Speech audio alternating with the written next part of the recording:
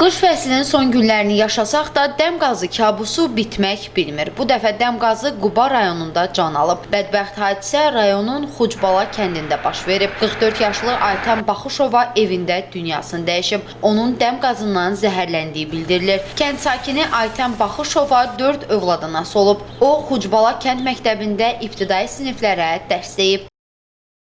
Bu bədbəxt hadisə indi qaz sızmadan hamamda bədbəxt hadisədir baş verib. Müəllimə idi özü, çox yaxşı mərifətli müəllim olub, qanacaqlı mərifətli. Ailəsi də çox yaxşı ailədir. Yoldaşı həmçinin, çox sakit ailə. Uşaqları 4 dənə uşağı var. 4 dənə, 2 qız, 2 oğlan desən, olmalıdır. Yəni, bu qaz cihazlarına düzgün davranmayıblar da. Onu deyilmərəm, bəlkə də indi o hissləməyiblər, bilmirlər. Hadisə də indi küləkdir, apara bilər içəri, onu bilmək olmaz. Az-maz külək də olub, elə şeydən ola bilər. Belə şeydə başqa nə deyə bilərəm, müəllimə deyil, çox yaxşı müəllim olub.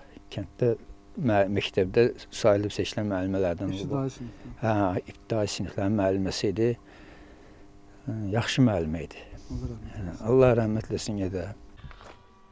Faktla bağlı Quba rayon prokurorluğunda cinayət işinə başlanılıb. İstintaq araşdırmaları davam etdirilir. Emin Kərimov, Səs TV xəbər, Quba.